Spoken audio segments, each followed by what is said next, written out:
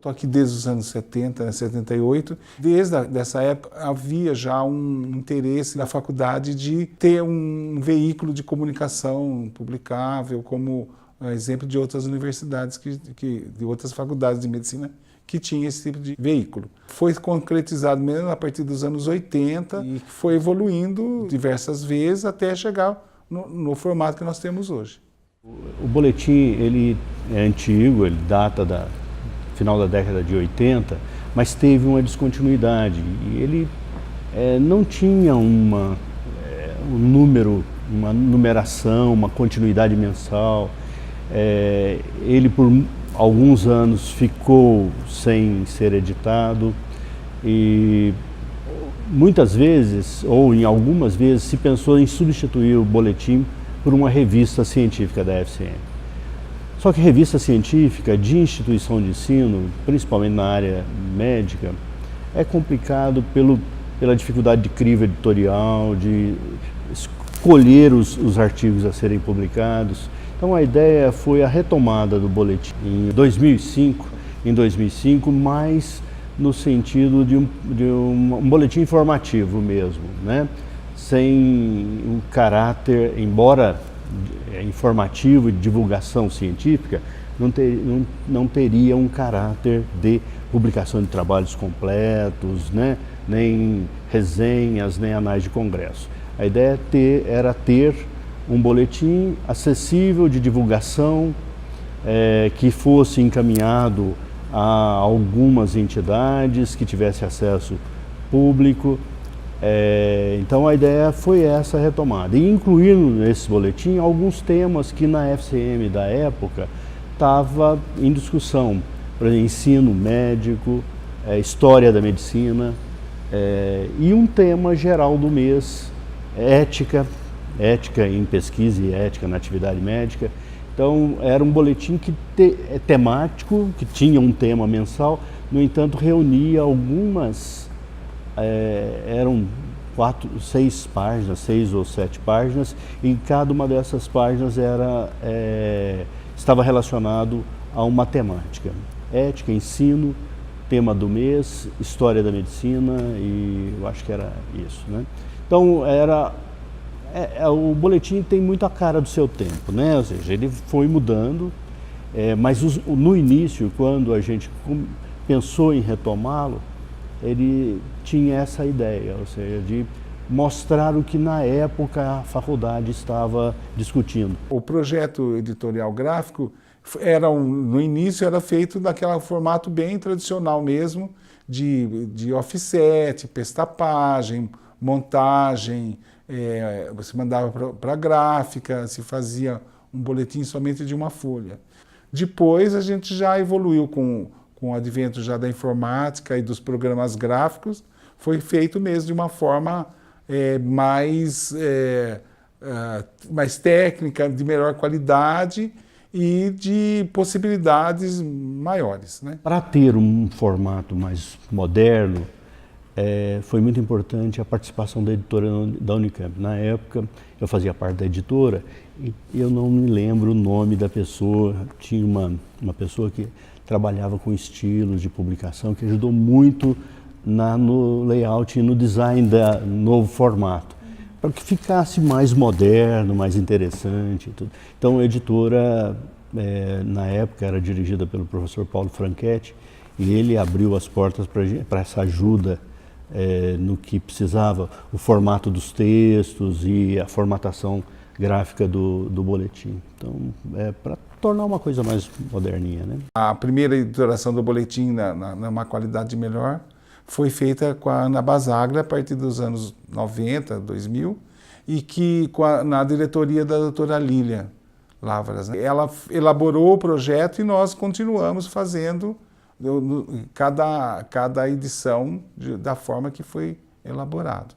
Até na década agora já de 2010, por aí, 2012, que foi feita uma nova elaboração, e aí sim, daí nossa área aqui participou um novo projeto gráfico mesmo, já pensando numa revista mais que se misturava material científico com informações mais do cotidiano aqui da faculdade. Ele tinha que ter um formato acadêmico, ou seja, um formato que, embora fosse temas gerais, ele mantivesse um formato acadêmico, que tivesse referencial, referências bibliográficas daquele texto, ou seja, a ideia não era um texto comum, um texto de divulgação só, era um texto de divulgação do conhecimento mais embasado em literatura. A ideia foi que ele tivesse isso que você falou mesmo, não um aprofundamento vertical do conhecimento naquela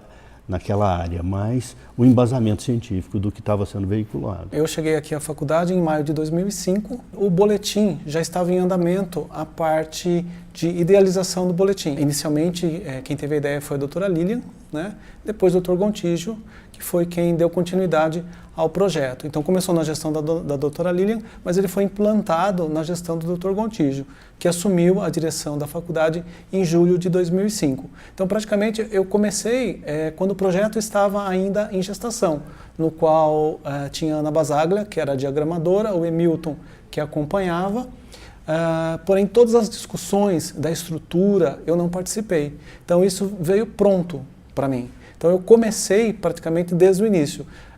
Já na primeira edição, que foi em julho de 2005, né, eu já estava acompanhando as notícias que eram veiculadas na edição. Eu ficava responsável por captar essas notícias, preparar os textos, mandar para a Ana Basaglia, que fazia a diagramação. Isso foi até o 3º número. A partir do 4º número, isso foi passado para o audiovisual. Então, a gente captava as matérias, mandava para o audiovisual, o Emilton e a equipe dele faziam a diagramação, e daí depois a gente mandava isso para a gráfica, onde o boletim era impresso. Nessa época, em 2005, até praticamente o final da edição impressa, que foram 8 anos, né, a tiragem era de 2.000 exemplares. Então, a gente imprimia todo mês 2.000 exemplares. Esses exemplares chegavam até aqui, a gente etiquetava praticamente todos eles e encaminhava, alguns para a Unicamp, outros via correio. E era uma relação assim, imensa de pessoas que recebiam essa publicação. Uma das características dessa edição, da primeira edição do boletim, é que ele era feito em 2 cores. O preto, para impressão, e uma outra cor, que era que dava a linha, né, de editorial também, que ajudava na linha editorial da publicação. Então, se você pegar ano a ano, você vai ver que as cores não se repetem. E a hora que você juntar do número 1 ao número 12, você vai ver que tem uma cromia, tem uma sequência de cores. Isso era pensado pelo Emilton, né? Ele que fazia esse trabalho. A partir de 2014, nós resolvemos mudar um pouco a estrutura, ampliar inclusive o espaço, porque era uma demanda das pessoas que colaboravam com o boletim. Eles sempre queriam escrever mais e não tinham espaço. E daí a gente se baseou em algumas revistas científicas e de divulgação científica, como por exemplo a revista da FAPESP, para elaborar um novo projeto. Aí esse projeto nós conversamos junto com o audiovisual, começamos a desenvolver, apresentamos para a diretoria da faculdade e a diretoria resolveu encampar esse novo projeto, no qual daí o boletim passou a ter 20 páginas com algumas seções a mais. Uma das modificações foi a inclusão de uma nova seção, que foi o entrevista, no qual a gente destaca sempre um professor ou um pesquisador sobre o tema que está sendo abordado na edição temática do boletim. O Centro de Memória, né, foi criado em 2008, aqui pela Faculdade de Ciências Médicas, na gestão do Dr. Contígio, que vinha junto também na gestão anteriormente do Dr. Mário, que vem com o objetivo de preservar a história da Faculdade de Ciências Médicas da Unicamp, né, a sua produção, seja atividade fins dela. E o boletim da Faculdade de Ciências Médicas é um documento fim da faculdade, que ele tem preservado as suas atividades realizadas, os seus eventos, também tem produção científica, as partes de produção científica de alguns professores. E nesse trabalho do Centro de Memória, fez a questão do trabalho de gestão documental, junto à área de relações públicas, para conseguir resgatar esse patrimônio da faculdade. Então, junto com a equipe das relações públicas, nesse trabalho de gestão documental, foi feito a resgate dos boletins, sendo preservado sempre 3 amostragens de cada boletim e destinado no Centro de Memória. Aqui no Centro de Memória, depois que nós fazemos a transferência para o nosso acervo, nós fazemos o trabalho de conservação preventiva desse acervo.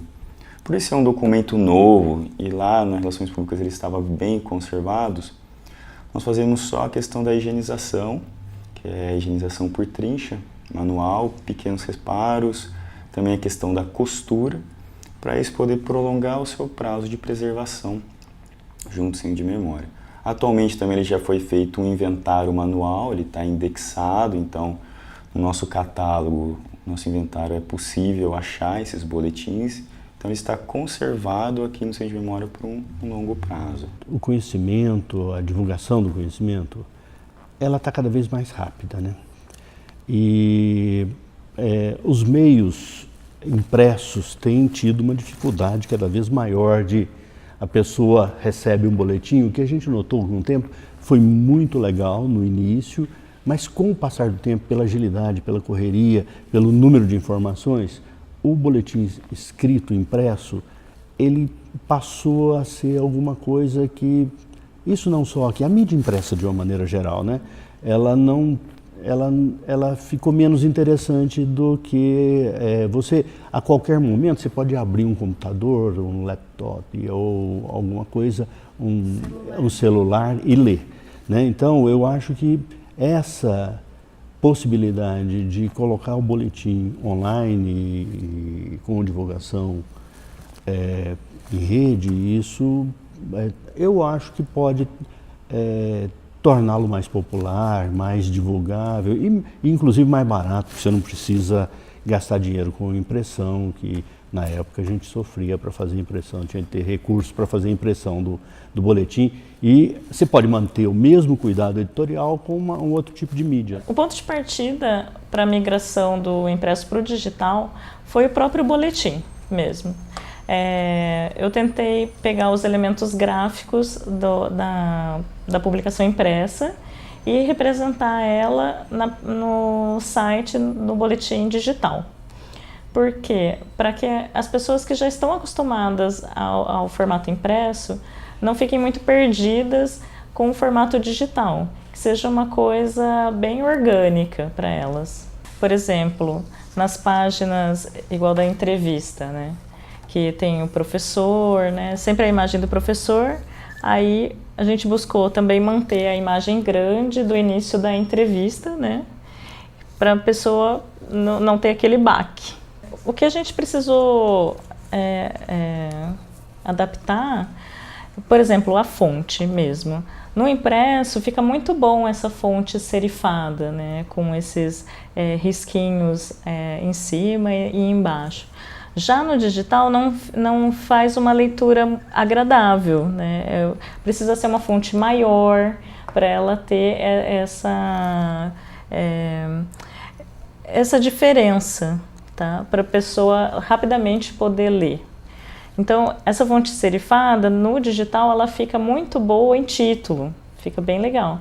Mas no corpo do texto mesmo é melhor essas fontes mais simples. O boletim estando preservado aqui no Centro de Memória fisicamente, que é o nosso objetivo para disponibilizar a pesquisa, numa conversa com a equipe das Relações Públicas, nós tivemos a ideia de estender um projeto que o Centro de Memória já está realizando com relações ao patológico, que é a primeira publicação científica da faculdade.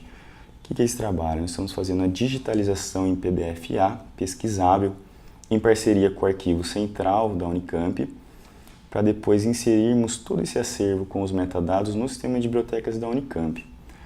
Por que inserimos no sistema de bibliotecas da Unicamp? Porque digitalizar por si só, ele vira perdido numa infinidade de metadados e bytes dentro de um computador, dentro do nosso servidor. Ele estando dentro de um sistema de bibliotecas da Unicamp, ele vai facilitar o pesquisador ter acesso, vai divulgar ainda mais o boletim, vai divulgar o patrimônio documental da instituição e teremos ainda mais pesquisadores tendo acesso em locais remotos. Então, a ideia agora futura, a longo prazo, próxima etapa do boletim da FCM, vai ser a digitalização e disponibilização num sistema de bibliotecas da Unicamp que é interligado. Planos da Unicamp pretende, até 2020, reduzir em 85% o uso de papel. Então, na verdade, essa mudança para a plataforma digital também contempla já essas diretrizes, que também são alinhadas às diretrizes do Planes da própria faculdade. O site, com o passar do tempo, vai funcionar como uma enciclopédia, porque todo o conteúdo está amarrado com palavras-chave.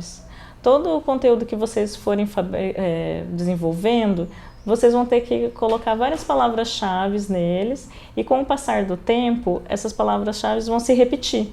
Então, quando alguém quiser fazer alguma pesquisa, vai ser muito mais fácil achar esse conteúdo. O boletim ele tem importância pelo seu conteúdo histórico. Eu consigo visualizar, sim, esse material para um pesquisador querer ver a questão do seu conteúdo. E para nós, principalmente a questão do Centro de Memória, é a preservação da área. Então a gente consegue preservar a relações públicas, suas atividades, fins que é realizado.